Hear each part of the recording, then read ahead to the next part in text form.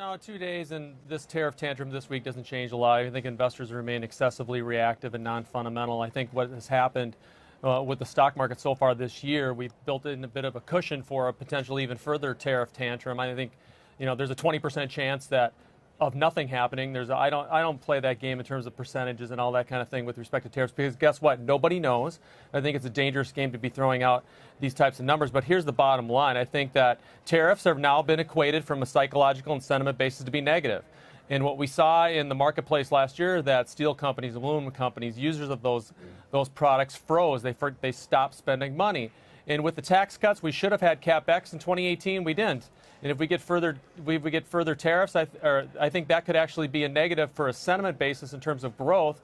Bottom line, I still think you have to be a fundamental investor, buy value, buy dividend growth. Those areas with respect to equities in particular do much better in a higher volatility environment, and stick with your longer term positions. Joe, how do you think, we were just having this conversation with Steve about how a tariff increase could be viewed by economists as well as the Fed, that it would be a one-time price increase. It wouldn't necessarily be inflationary, but it certainly would have an impact on the wallets of consumers out there and corporations who are spending money on raw materials and inputs. So how do you sort of work through how that will impact the overall market this year? Well, I think Steve laid it out perfectly, just as he's talking about the impact to inflation and what that might ultimately mean for the Fed.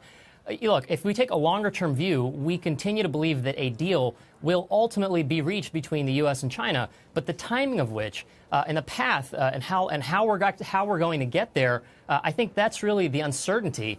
And if anything, it just adds more uncertainty to the economy, to the markets, which have already had a pretty significant rally so far this year. I mean, if we look out just at next year's earnings, for example, the S&P 500 today is already trading at approximately 16 times forward earnings. I guess the big question that we're asking ourselves is how much more upside is there in the market, considering not only this risk, but all of the other risks that we have to deal with? Given the 10-year yield, though, Joe, is below 2.5%, I mean, isn't 16 times, isn't that not really expensive?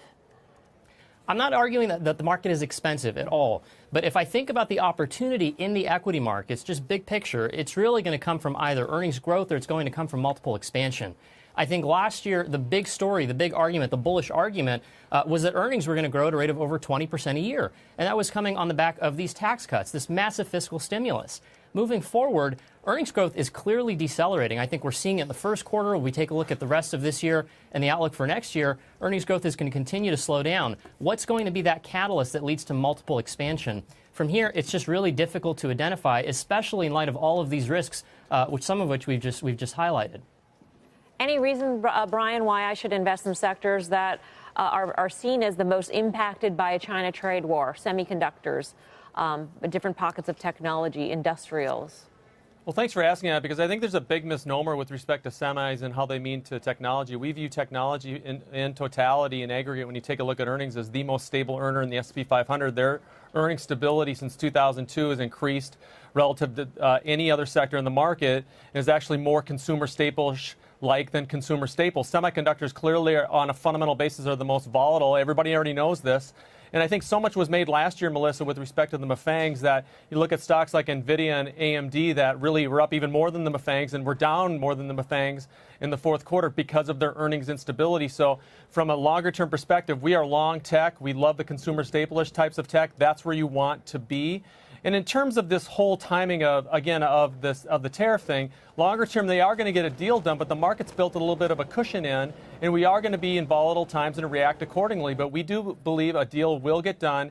And in terms of risk mitigation for equity portfolios, you want to own an overweight U.S. large cap stocks. This is this generation's 1995 happening right now, year one of 2 or 3 years of Goldilocks.